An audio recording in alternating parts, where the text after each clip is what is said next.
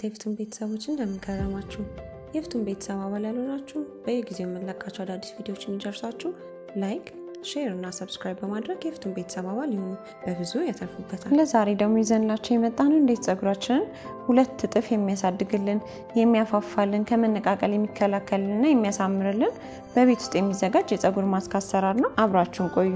ማስካችን ለማዘጋጀት የመጀመሪያ የሚያስፈልገን ነገር እንቁላል ነው። እንቁላል በውስጡ ፕሮቲን፣ ቫይታሚን፣ ፋቲ አሲድን ሲይዝ ጸጉሩን ለመመገብና ለማፋፋት በጣም ይረዳናል። በተጨማሪም ጸጉራችንን በማጠንከር እንዳይሰባበርና እንዳይነቃቀል በማድረግ የጸጉር እድገትን በጣም ያፋጥናል። ሌላ የእንቁላል ጥቅም ደግሞ ለጸጉራችን ውፍረት ወይም ደግሞ ቮሊዩም ይሰጥልናል። የራስ ቆዳ ቅባታችን በመቆጣጠርም ከሚያሳክክ ቆዳ ይከላከልናል። እንዲሁም ደግሞ ለጸጉራችን ጥንካሬ ይሰጥልናል። ሌላው የሚያስፈልገን ደግሞ ኦሊቭ ኦይል ነው። ኦሊቭ ኦይል የተሰባበረና የተጎዳ ጸጉራችን ለመጠገን በጣም ይረዳል። ጸጉሩን ጤናማና ጠንካራም ያደርግልናል። በዛ ላይ ደግሞ በጣም ጥሩ ሞይስቸራይዘር ሲሆን ለጸጉራችን የሚገርም ወዝና ውበት ይሰጣል።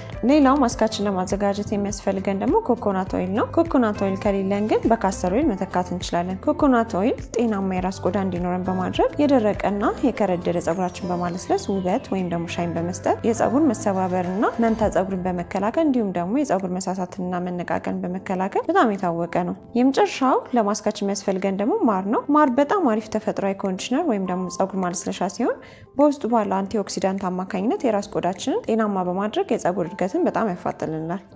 እሺ ማስካችን ለማዘጋጀት መጀመሪያ የምንጨምረው ኦሊቭ ኦይል ነው። አንድ የሾርባ ማንኪያ ኦሊቭ ኦይል እንጨምራለን።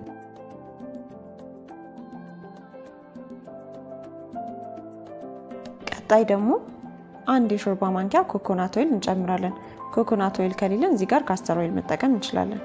ከዛ አንድ የሾርባ ማንኪያ ማራችንን እንጨምራለን። በመጨረሻ እንቁላላችን ሰብረን ጨምረን ውህዳችንን አንድ ላይ እናደባልቀዋለን።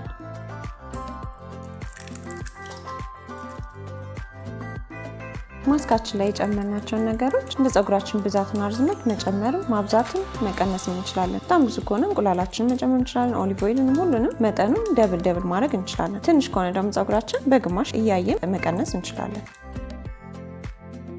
ይሄ ማስክ ጸጉራችንን በጣም በፍጥነት ለማሳደግ እንዲሁም ደግሞ ማንኛውም አይነት ከጸጉር ጋር የተያያዘ ችግር ካለብን ልክ እንደ ፎሮፎር፣ የጸጉር መነቃቀል፣ መሰባበር፣ መንታ ጸጉር፣ መመለጥ የመሳሰሉትን ችግር ለመቅረፍ በጣም ያግዘናል። በተጨማሪም ጤናማ የሚያምር ወፍራምና ሻይን የሚያደርግ ጸጉር እንዲኖረን ያደርግልናል። ማስካችንን እንዲያዘጋጅተን ከጨረስን በኋላ ጸጉራችንን እንታጠብና ማስካችንን ከጸጉር ስር ጀምሮ እስከ ጫፍ ድረስ እንዲሁም ደግሞ የራስ ቆዳችን እየተቀባን እናሸዋለን። ለ3 እስከ 5 ደቂቃ ያክል ከራስ ቆዳችን ጋር አድርገን ማሳጅ እናደርጋለን። ማሳጅ ካደረግነው በኋላ ጸጉራችንን የደም ዝውውራችን እንዲጨምርን ካደረግን በኋላ በላስቲክ ወይም ደግሞ በሻወር ኬፕ በተመቸን ወይም በሻሽ አድርገን እንሸፍነውና ከ1 ሰዓት እስከ 2 ሰዓት እናቆየውና እንታጠበዋለን። ስንታጠበው በሻምፖና በኮንዲሽነር መታጠብ እንችላለን። ስንታጠበው ግን ማንኛውም አይነት ማስክ እንቁላል ያለበት ማስክ በቀዝቃዛ ውሃ ብቻ መታጠብ ያለብን፣ ሙቅ ውሃ መጠቀም የለብንም። ይህንን ማስክ በሳምንት አንዴ ወይም 2 ለተከታታይ 1 ወር እየተጠቀምን የሚገርም ለውጥ እናገኝበታለን። ጸጉራችሁን ለማስዋብ እንዲሁም ከመነቃቀል ከተለያዩ የጸጉር ችግሮች ለመከላከል ከፈለጋችሁ ይህንን ማስክ እንድትጠቀሙ እንመክራችኋለን። ዛሬ ደግሞ ይዘንላችሁ የመጣነው ቪዲዮ በዚህ ያጠናቀናል። ስለተከታተላችሁና አብራችሁን ስለቆያችሁ በጣም እናመሰግናለን። ሌላ ደግሞ እንዲሰራላችሁ የምትፈልጉት ነገር ካለ ኮሜንት ላይ ጠይቁን። ላይክ፣ ሼር እና ሰብስክራይብ ማድረግ እንዳትረሱ። ቀጣይ ስራችን ላይ እስክንገናኝ ድረስ ሰላም ቆዩልን። መልካም ጊዜ።